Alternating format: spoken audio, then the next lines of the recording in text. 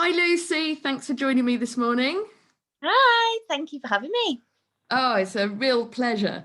So, um, uh, I've been thinking about what art is. I did a really interesting interview with somebody called Tilly Fairbairn, who I thought I was interviewing about running the Teesside Dub Club, and she put it out that no, her art was bringing people together and making things happen, and that's what she wanted to talk about, and it was absolutely brilliant.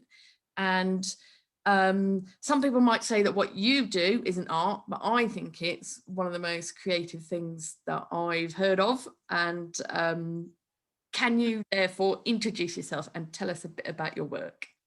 Okay, yeah. Oh, that's first of all, that's so lovely. And I suppose I've never really thought about it myself.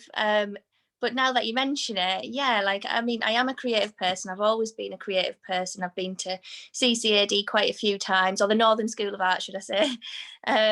So yeah, like it's really nice that you see it like that. So thank you. So yes, I'm Lucy and I am a forager. I set up my business Wild Roots Foraging kind of earlier in the year, I suppose, properly. But it's kind of developed. I had this idea the end of last year that I wanted to create a group for women that supported women with kind of I don't really like the term mental health anymore. I think it's more about connection and community.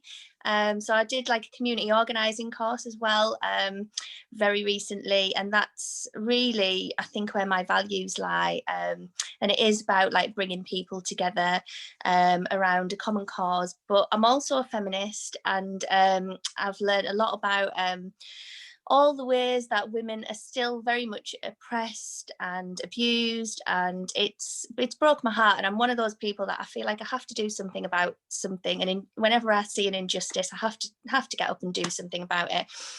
And I'm victim to this myself as well. So over the years I've found a lot of women, we've got that in common.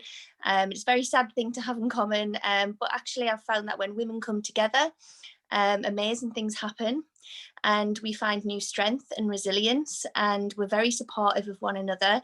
And yeah, so I wanted to create that safe space to allow that to happen naturally. And I'm also hugely passionate about nature and about getting back to our wild roots, going back to the ways that our ancestors used to live in, working so closely with the land. Once upon a time, it was all very natural to us. We didn't have to read books or go on the internet to learn about wild edibles and resources. It was just what we were brought up with.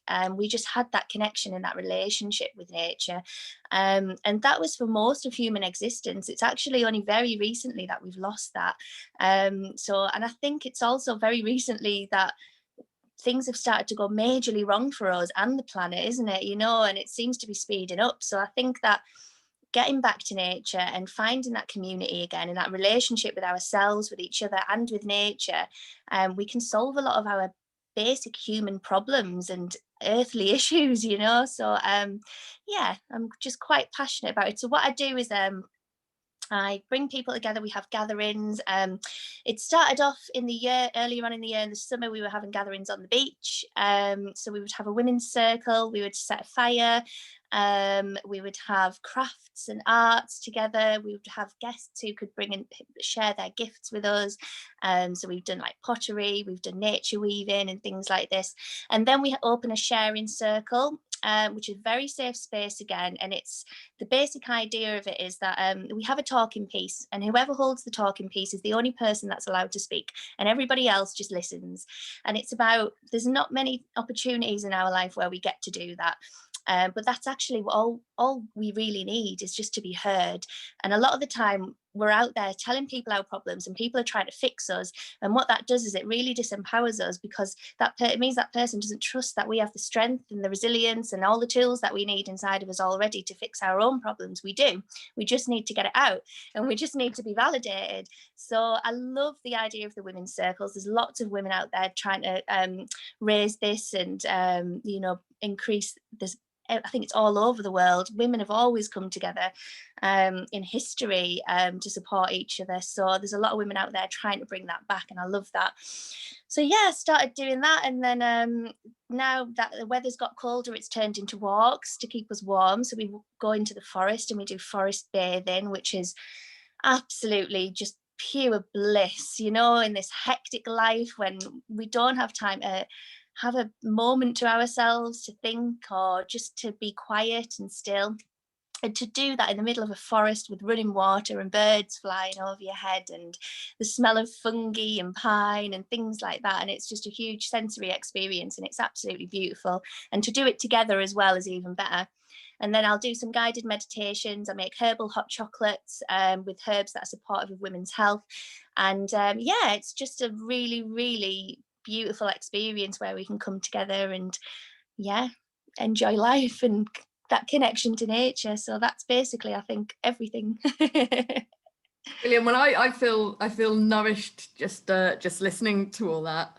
I think there's a huge connection between the arts and nature that's often overlooked. I mean, obviously we think about it in terms of, like, you know, this glorious image that we have here, and we've got some fantastic photographers in the local area, and I think is it Ian Robinson that you're going to be working with I think you're exchanging walks and photography. Yeah, I've actually had a few photographers who are really interested. So I love the idea of trading skills, and I've offered basically some private walks and tuition in replace for some photos. Yeah, and I've had a few photographers come forward, so it'll be really interesting and nice to with them and see what we can come up with together.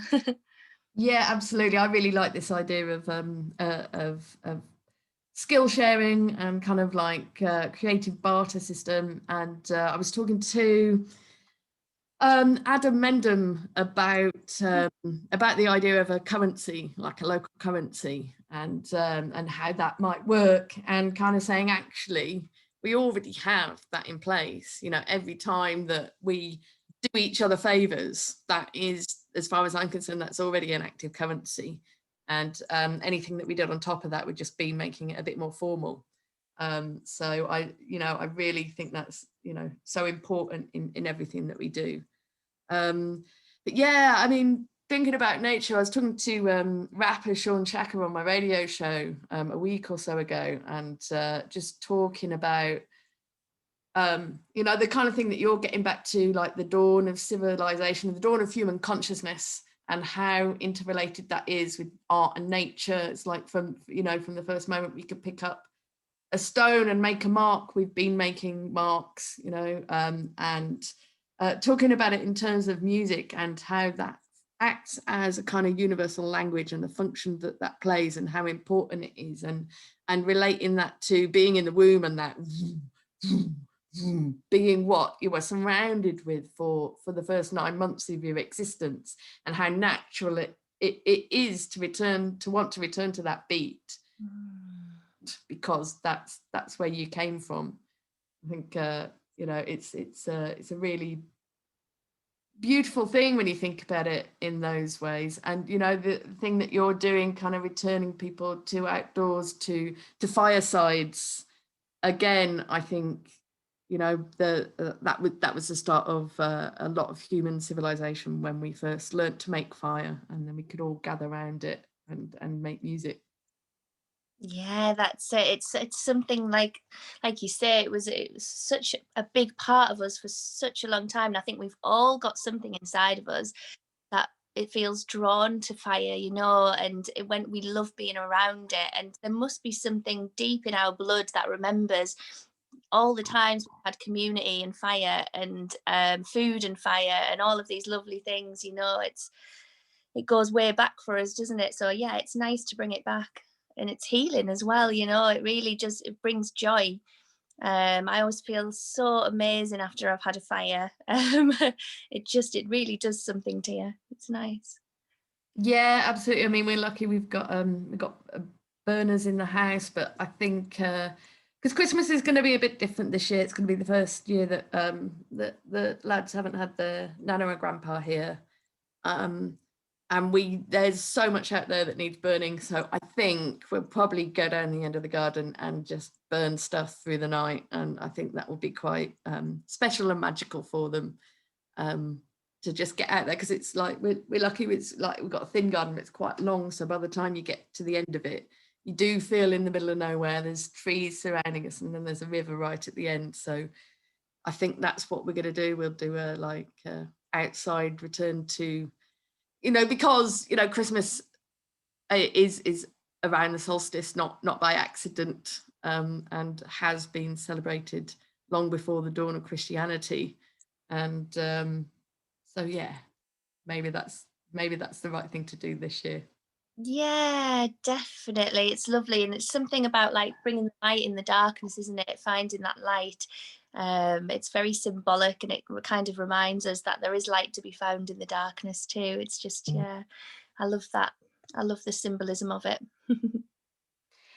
So I'd normally round off with a lockdown question, but you've touched on already, like the way that it's affected your plans. But being outdoors, it was tricky in the early stages. We didn't really know, did we? But I think now outdoors seems safe. Yeah. You're awfully close up. So are you going to be working all through the winter? Yeah. Have you laid plans for what you're going to do next year? So I'm very much just going with the flow at the minute and doing what feels right. Every now and then, if I feel a little bit lost with something, I go and have a walk on my own, and then wait for the answers to kind of come to me. And then everything just seems to be going well. But yeah, we've got our winter solstice event this weekend.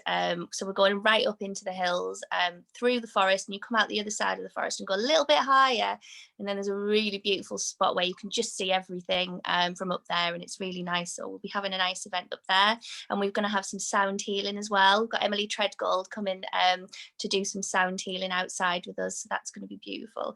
Can't wait for that. But yes, we're just like, there's a lot of lessons that nature teaches us, and I think resilience is a big one, isn't it? And when you get yourself out there in all weathers, and you realize that nothing bad happens when you're out there in freezing temperatures and trudging through mud and everything like that, and you actually have a little bit of fun. You start to connect with kind of like your inner child a little bit, don't you? And you like remember how much fun it used to be. So yeah, when you realize a lot of good can come out of it, then it teaches us something about resilience, doesn't it? So I think we're definitely going to like go full steam ahead through the winter and all the snow and ice and everything. Brilliant. Well, I really, really want to come and join you. We got caught up in the Cleveland Hills last Saturday. I just gone, let's go for a walk, and I was just in my long woolen coat and canvas trainers, and we were up there, and there was rain, and there was sleet, there was snow, and there was hail. My coat was weighed about four times as much by the time we finished, because it had absorbed all the water, and my feet were sodden, and it was just brilliant. I have been out and bought some waterproof trousers and some snow boots, so I'm ready to get out there all through the winter. Can't wait. So this has been brilliant. It's always a joy to speak to you, Lucy, and let the next walk is, and I can't wait to come and join you. I will do. Lovely. Thanks for having me. Little bit. Bye.